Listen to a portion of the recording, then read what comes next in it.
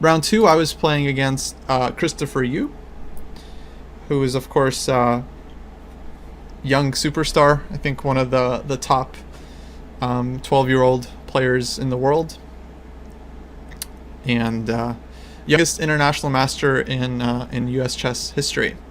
I actually just recently finished an article about Christopher that I wrote for Chess Life. It's actually going to be the cover story, I believe, for next month in October. And so I got to know a little bit more about his chess and his development. And yeah, he's a pretty amazing player. Very, very gifted. I actually played Christopher recently. So we played with Gary, actually. I don't know if Gary's still in the chat, but we played in a Minnesota round robin tournament just a few months ago. And I actually played Christopher there, and I played my opponent in round 4, another kid, International Master Andrew Hong, also in Minnesota. So I was like playing them for the second time in a row, and in all games I was actually white. I was white against Christopher, white against Andrew, and we had the same colors in the tournament in Minnesota as well. Okay, so for this game, we started with knight f3. And I was mainly expecting Christopher to play a Grunfeld here, because that's his main repertoire. So I started with knight f3, so that after knight f6, c4, g6, knight c3, and bishop g7, this was played in the game. But what I was hoping for or expecting was d5, which is usually the move that Grunfeld players make here. Because after bishop g7, black is kind of allowing a king's Indian with e4. And then after d5, c takes d5, knight takes d5. White has a lot of moves here. I don't want to give away which move I was planning on playing. But white has a number of very useful moves in the position. So like queen a4 check is playable, queen b3, d4 transposes to the main lines in the Grunfeld. E4 is also possible, G3 is possible, and of course nowadays even H4 is possible. So black has a lot of territory to cover in this position. White has a lot of tries. I think even Queen C2 is a move here, if I'm not mistaken. Okay, but instead Chris went for bishop G7, which was a little bit surprising because he basically allows E4, and now black can no longer play Grunfeld. There's no more D5. And if he plays d6, d4, well then we're getting a king's Indian. I would be happy to play this. I mean, I know it from both colors. I think Christopher has played the king's Indian before, but it's not his main opening. He's much more commonly playing the Grunfeld, so I felt like he wouldn't be super comfortable in this position. But okay, you guys can probably see the in the notation, black played e5, which looks a little bit weird, but it actually has become a really trendy move. And I was actually kicking myself a little bit for not checking this before the game, because I was aware that this move had just recently become popular.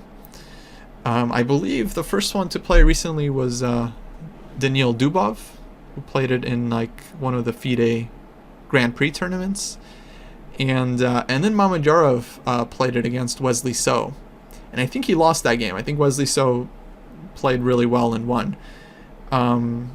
But I couldn't remember exactly how those games went, and yeah, so I just didn't know what to do here. So I was already kind of out of book. Even though I was aware of the line, I just didn't know how white is supposed to fight for the advantage. So the way Wesley So played it is he grabbed the pawn on e5, and yeah, black's idea is not actually knight takes e4, because I think this position is not really good for black. I think white goes like d4, and then either bishop g5 or bishop h6, and just gets an early initiative. So this one isn't really the point. The point is to just castle and just sacrifice the pawn and play rook to e8 next, and set the rook up against the king, and eventually just break through with d5. White play knight f3, rook e8, bishop d3. Again, if d3, then I think just d5 would happen, and then black gets a ton of initiative in the center, something like this.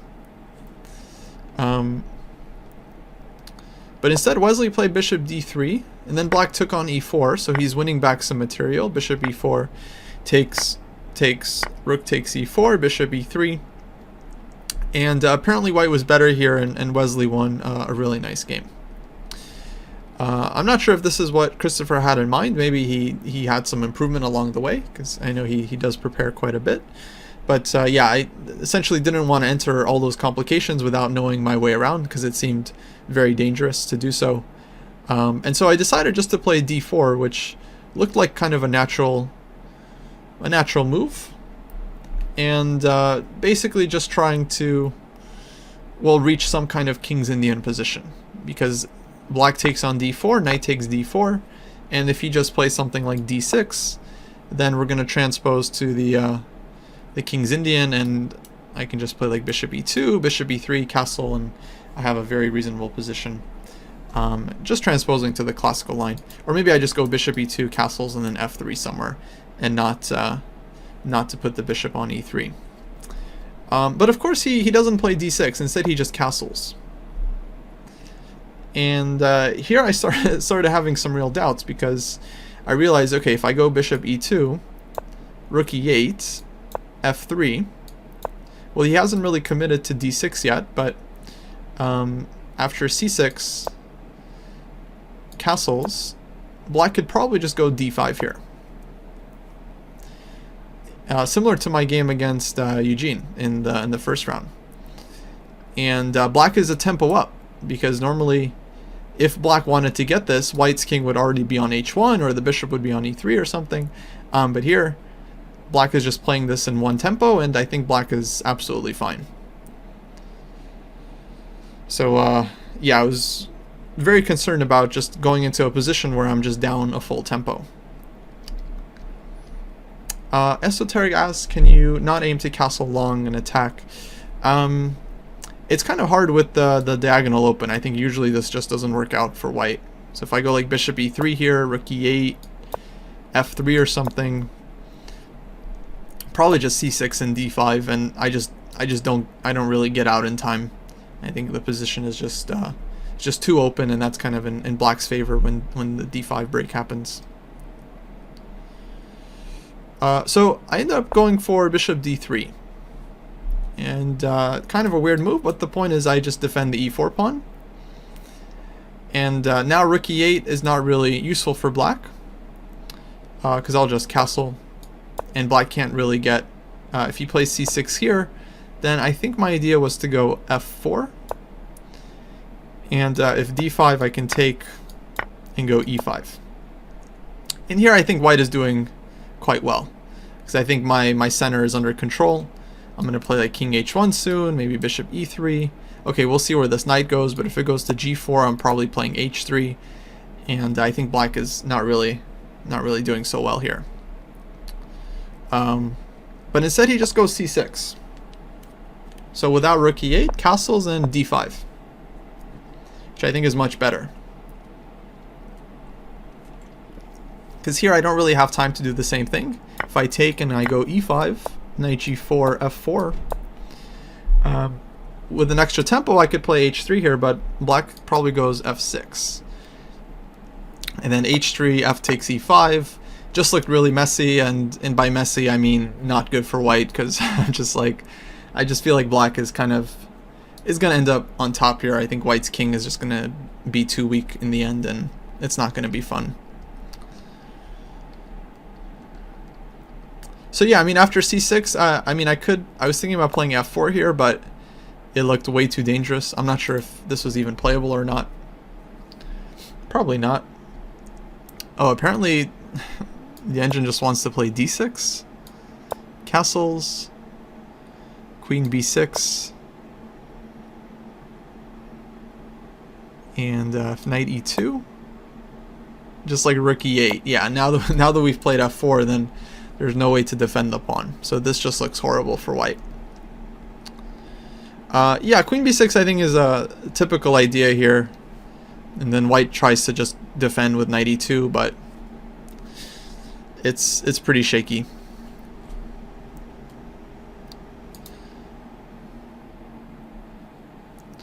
So Question: why does the engine go so freaking insane with lateral moves?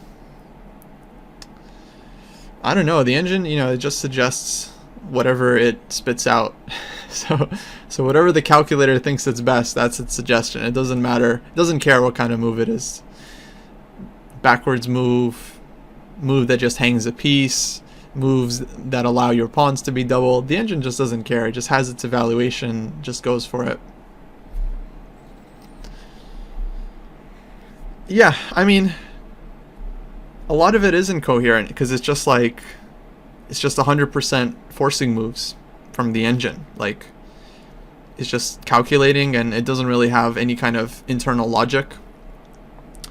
It just thinks about every possible move in the position, counts the pieces, and then takes it from there.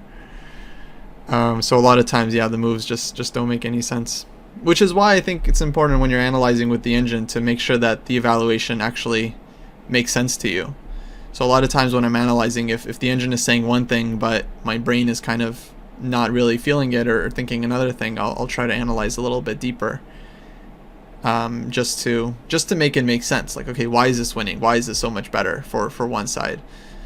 How can we defend in a different way?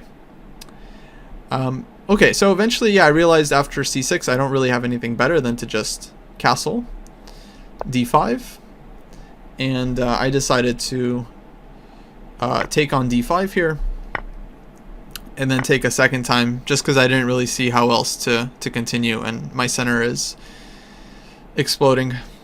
So take on d5, knight takes d5, and I went for knight db5 here. Potentially threatening knight takes d5 and knight c7. So black has to kind of figure this out. And we get a very symmetrical position here that I felt like should be more comfortable for black, just because the bishop on g7 is so strong. It's such an open position. Oh hey, Balaji says he actually registered for this round robin, but had to drop out. Oh cool. Would have been a very tough event to play, and then have to deal with school as well. Apparently bishop e4 here was equalizing for white. I mean, at this point I realized I'm basically just trying to equalize, because I didn't know the opening, and then like the center is exploding and I'm like down a tempo and not ready for it. Apparently this was very playable despite the weakness of the c-pawn, just to secure the knight on d4. Rook comes to b1, kind of coordinating with the bishop, and yeah, it's not too easy for black to deal with the pressure without just allowing like full equality. So this was interesting as well. Maybe I should have gone for this. There was okay, a few players. Let's see if I can just post a list of the players.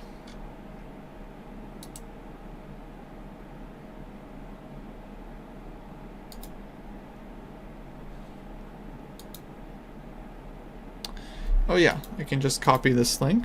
You guys can probably see a little bit here. So yeah, this is the field.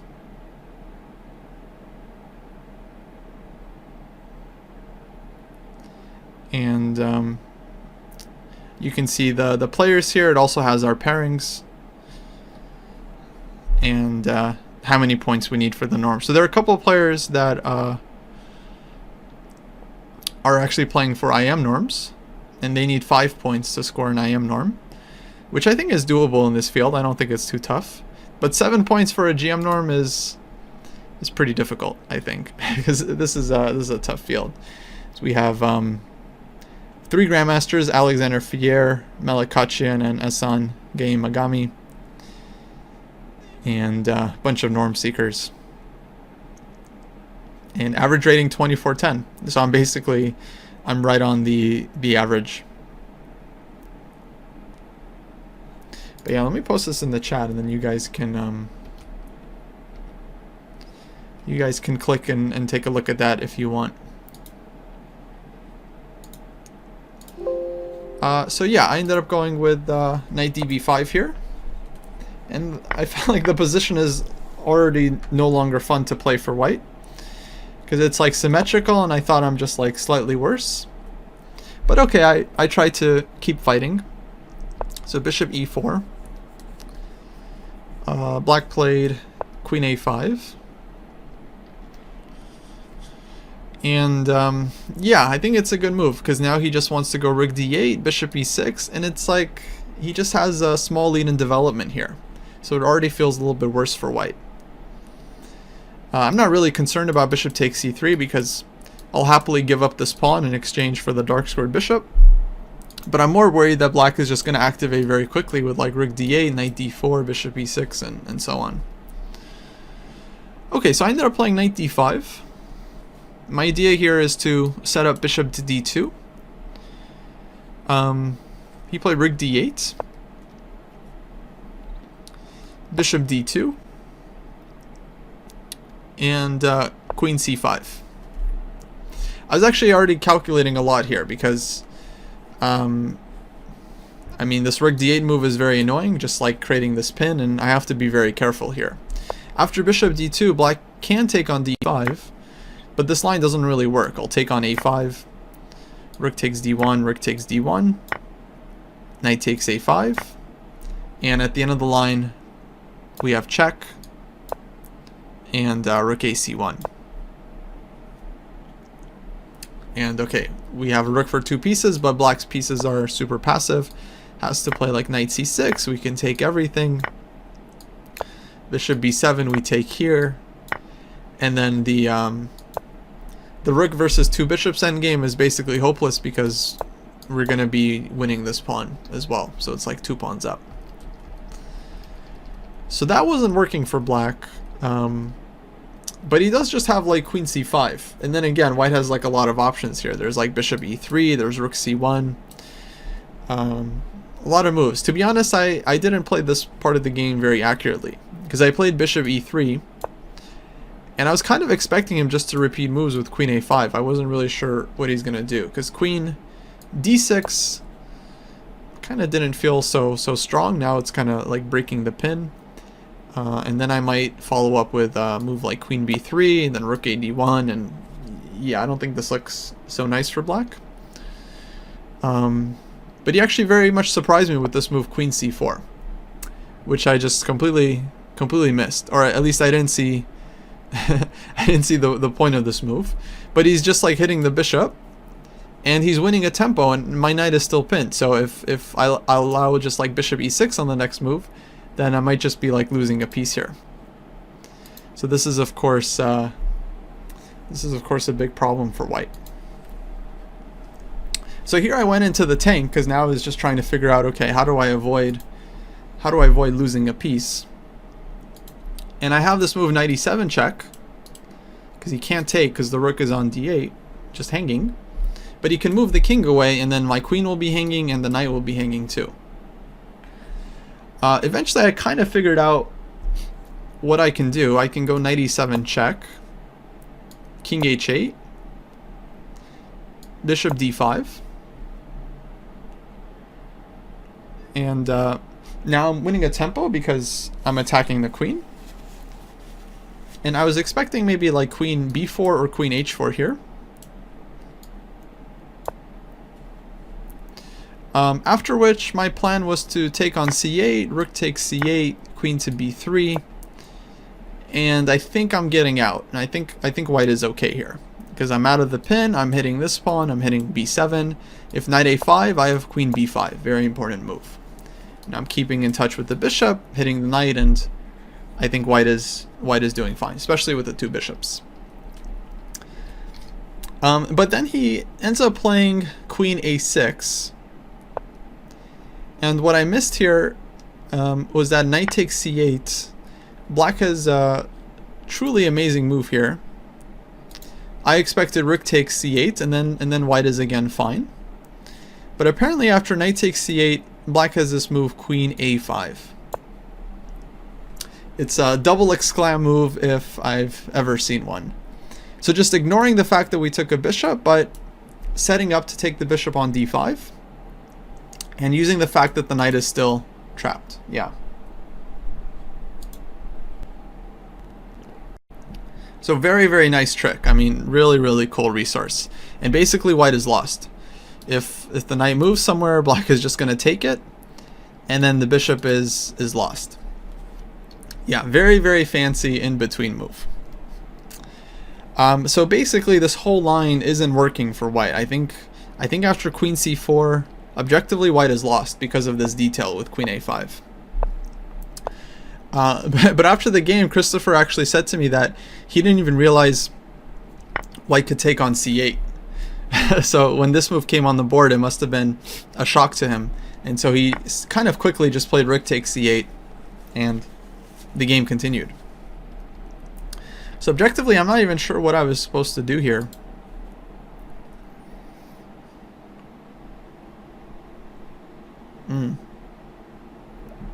Yeah, I guess I'm already worse. Yeah, I think knight d5 was just not a right move. Or okay, I had to follow up with like b4. Some insanity. But here, yeah, I'm already like slightly worse. So this opening really went bad for me.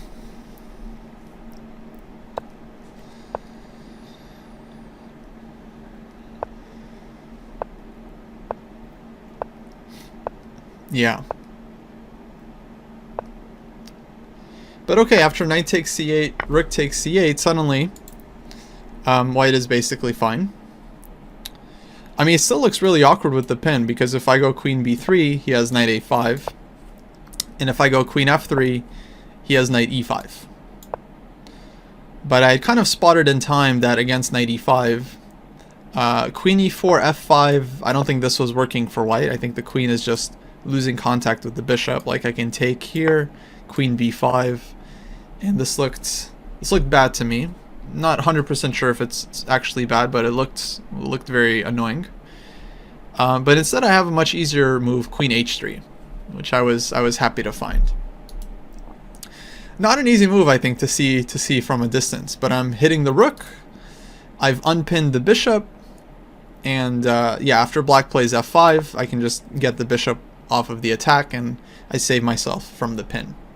I don't know if I'm equalizing yet, but at least I'm not losing a piece. Then once I got to this position, I started to figure that probably white is completely fine. Just the light square bishop, I think, is too strong. And I even give up a pawn here very quickly. Rook a d1, knight d3. So hitting the pawn, hitting the bishop. I'm more or less forced to just give up the pawn, but I really didn't mind this so much, because in the resulting position, my two bishops are going to be really active. The knight on b2 ends up really misplaced, and I think white just gets tons of compensation. So after knight b2, I decided to take on d8. Rook takes d8, and here, okay, have like a wide choice. So I was mainly considering like queen h4 and bishop g5, just kind of these like obvious attacking moves. But I didn't really like either of these moves. Like queen h4, black maybe goes bishop f6, and then I didn't see exactly where to put my queen. And then bishop g5, also bishop f6, and excuse me, hopefully that wasn't too loud for you guys. I didn't think I could trade bishops here and then be okay, because I am down a pawn. So I didn't think a bishop trade was good. But I did like the move I came up with, which was queen g3, which I think is kind of a subtle move, but I think it was actually quite an unpleasant one, especially because now it's move 25, and we're both kind of in time trouble, of course. I think Christopher more so than me. He was maybe at like 15 minutes or so, and I probably had like 25, though I'm not 100% sure. But this move actually ends up being pretty annoying for black, because I just want to play queen c7 and just harass the rook. And if the rook moves off of the d file, then okay, maybe my rook can activate very quickly. And yeah, just kind of annoying. And it's not easy for black to find a move, especially because the king is also a little bit insecure on h8. So black has like back rank problems. Black can't really make luft, because then the g6 pawn will be hanging. And if black is too slow, I have ideas of actually just playing like h4, h5, and just softening the king side and posing a lot of problems. So yeah, it was really not easy to deal with this move for black. Like knight c4 immediately loses to queen c7. I think knight d3 allows maybe like rook d1, and then the pin is kind of unpleasant. So yeah, basically I think Christopher spent a lot of time here and then didn't really find anything he was super happy with. Yeah, so One-Legged Parrot says, all this trouble started when you didn't take the pawn on e5 just because you didn't know the details. Yeah, I mean, it's always a tough decision whether to play into your opponent's preparation or not when you're not prepared yourself. I think it really depends on the position, because sometimes I think it's better to just go for it, just to play the critical moves and just trust yourself that you'll be able to play the position. But in other cases, it just feels like you're kind of playing into a minefield, and then it can be a little bit impractical. And then if you lose in 18 moves, then the question is like, well, why did you just go into his preparation? Why not just find a clever way to avoid it? So it's always like it's always a tough call, I think, when you get caught, whether to actually go for the critical line or to try to avoid things and just get something playable. In this case, it didn't really work out for me, but I think generally speaking, it is doable to. I think it makes sense to try and avoid your opponent's preparation by sidestepping, playing a move that is not as good, just to get a game. But okay, I mean, it ends up kind of working out. So here, black eventually decided to play queen d6, which was actually the first move I eliminated, because I figured, okay, well, if he plays that, I can just trade queens and win the pawn on a7. But as he was thinking, I realized that he just didn't really see another move, and he didn't feel comfortable with the position, so he just didn't see what else to do. But he wanted to equalize. I think objectively it's a mistake. I don't think black actually had to make this move, but we can understand why he did it. Okay, so I took. And then, of course, before grabbing the pawn, I took a look around to make sure that I didn't have anything better. But then I realized that it's actually much stronger to start with rook c1. So not taking on a7, but starting with this move and just threatening a check on the back rank, threatening potentially rook c7 and just cleaning up. And actually still putting some pressure on black's king. So now black is in serious danger here. If bishop f6, rook c8, and rook d8, we have a nice trick here with bishop d4.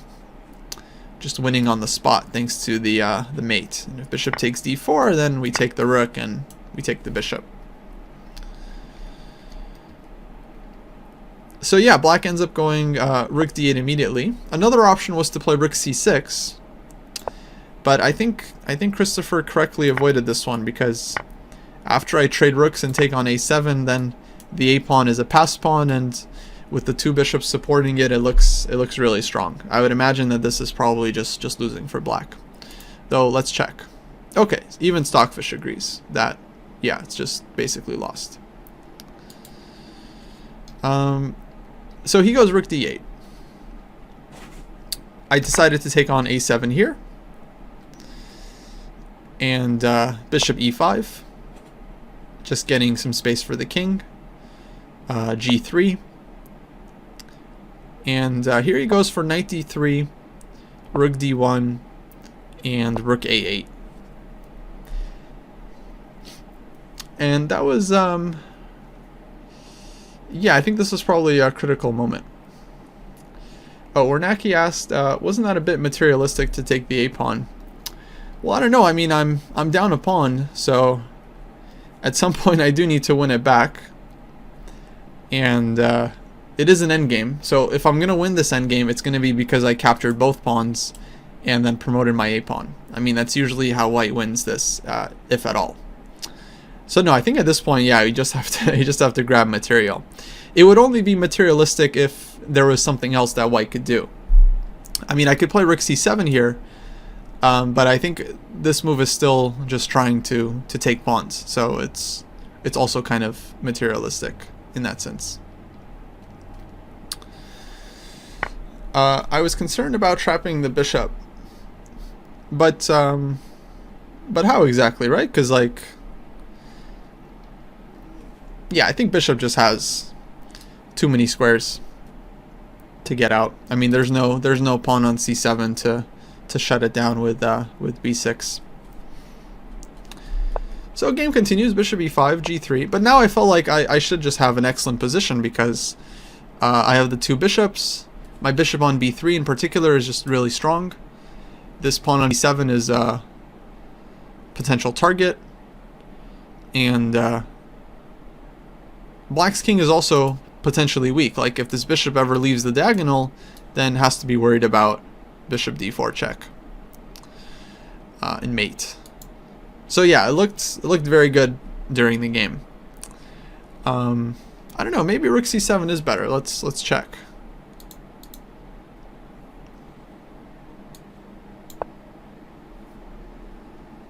Oh right, a5 and a4.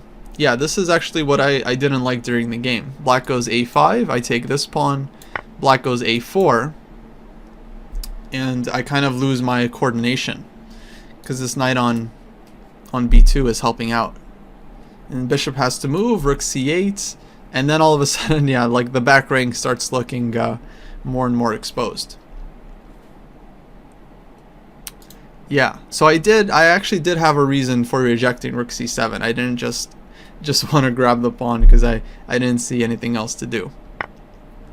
But yeah, I do think it was better to take this one. So then after rook d1, rook a8, yeah, this was kind of the critical moment, and I'm actually not sure exactly what I should have done. Like, I really wanted to take on d3 here. Rook takes a7, and then play this endgame with rook d7. But I just wasn't sure if it was actually winning or if it was just super comfortable for white. Because, like, I can win the pawn basically whenever, but the question is whether I have enough play on the king side to actually convert this. Apparently the engine doesn't like it. Thinks black is, like, fine. But I don't know, this is not really such a super high depth. I think it's a very unpleasant endgame, but maybe it's not the best that white can get. Without rooks, I think it would be a pretty easy draw, but with the rooks on the board, I think white has a lot of play. Because the rook and bishop can still combine. But okay, I didn't want to go for the position with opposite color bishops, so I played bishop e3, which I think was correct. And now if the knight moves, like knight to b4, I'll just play a4. And then I want to go like rook d7 next move.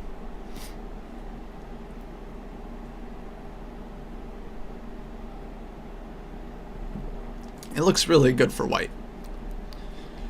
But he plays f4. And yeah, here I guess this is where I kind of started to blow it.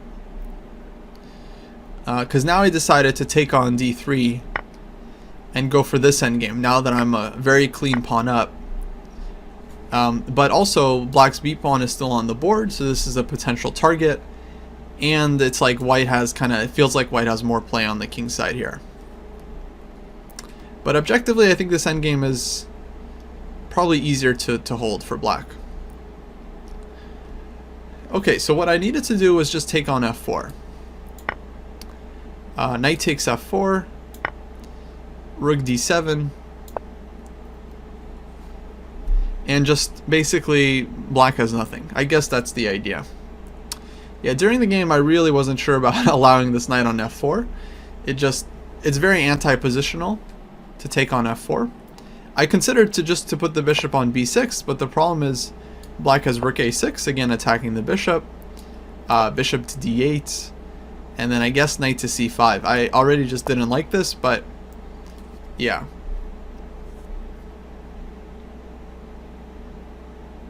It looked very unclear to me. I mean, engine still likes white here.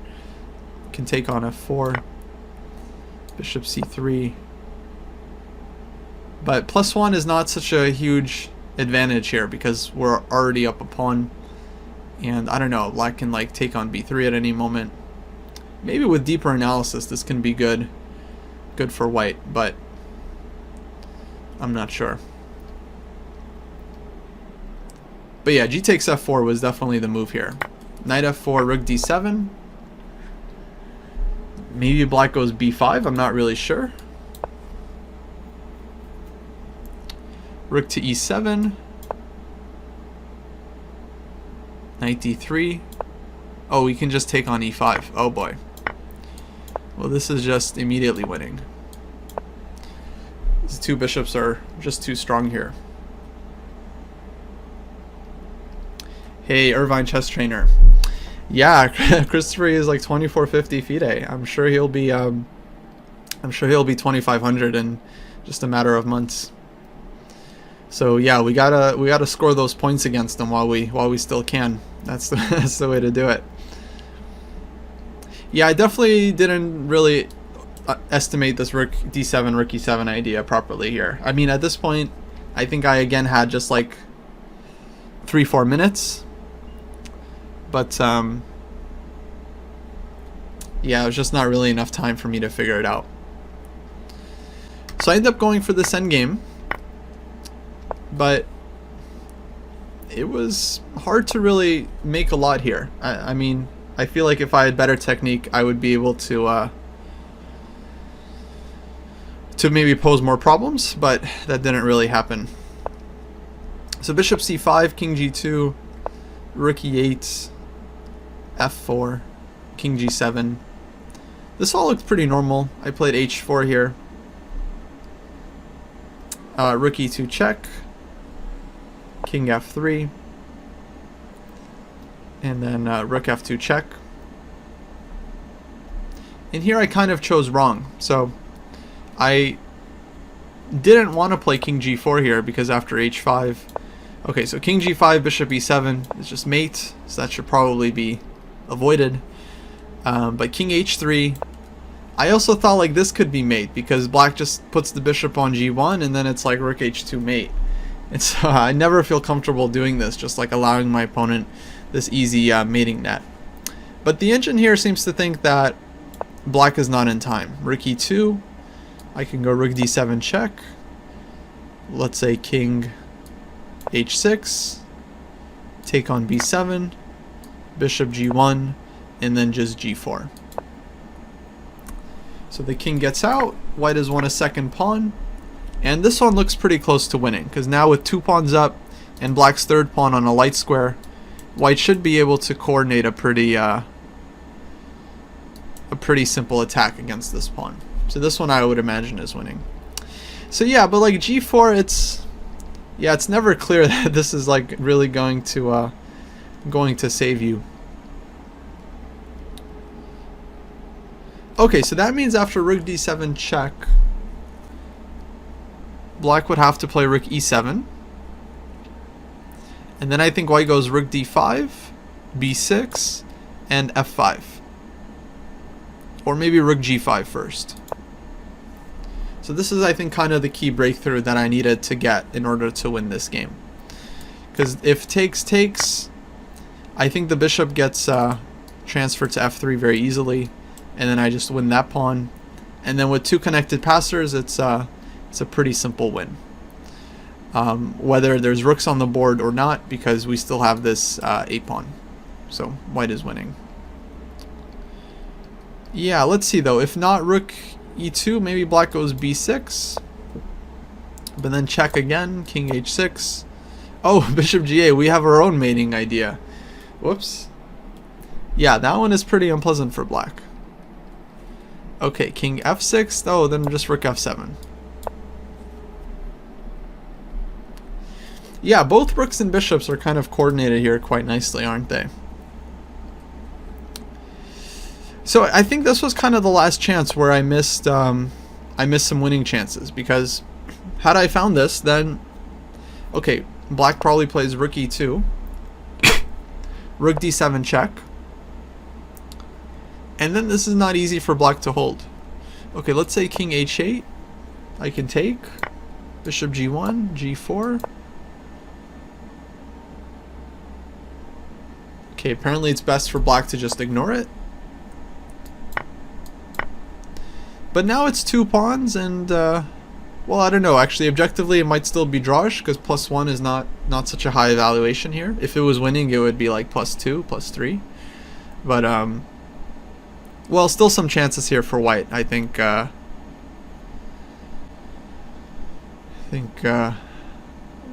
certainly the game's not over. But yeah, I mean, from a human point of view, it does make sense to take on g4, except for the fact that it allows the king to get in, and that's not good. Yeah, the engine always suggests some very anti-positional ideas, like just letting you take on h5, not taking on g4. Interesting stuff. So in the game, I ended up playing king e4, rook e2 check, and then to avoid the repetition, because I didn't want to go to g4, I had to go king d5. And but now the king is just kind of too far away from the pawns, and it's just really hard to do anything. So he goes rook e3. Any endgame without rooks is just going to be immediate draw. Rook d2, bishop b4, rook c2.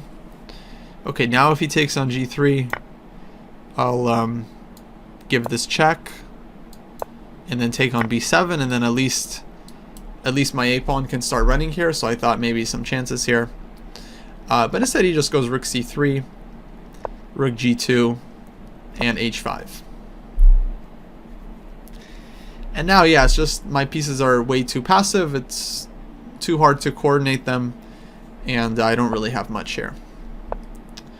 So I try to get the bishop to e4, hoping to play g4, rook takes g4, and then take the g6 pawn. But basically black is in time here with rook c1, and now his idea is to meet g4 with bishop c5 check, king anywhere, and rook g1. And black is forcing a rook trade and should be drawing pretty easily. I play king d5 first. Check, king went back, rook c1. I tried a4. Because now I was thinking, okay, if bishop c5, king d5, rook g1, then I have this trick with a5. And if rook g2, bishop takes g2, then this is a problem for black, because now the a pawn is just running. And this is probably losing for black, because the king is tied down, bishop is tied down, and then white is just going to be bringing the king to b7. But actually, instead of trading rooks, black can just go back rook a1, and now black is just drawing because these pawns are getting traded off. But Christopher finds a much better way. After a4, he just goes rook g1 immediately. Nice little trick. I don't have anything except to take, bishop c5 check, and then takes on g1. And I was thinking about how to offer a draw here, whether I should play king e2 and offer a draw, or whether I should just not, because this was the morning game, and we had a game later on in the afternoon as well, so I figured it was no point in continuing if the position is just going to be drawn. And yeah, white just doesn't really have any chances here. I think black makes a pretty easy draw. So he actually ended up offering a draw while I was thinking, and I just accepted immediately because, yeah, there's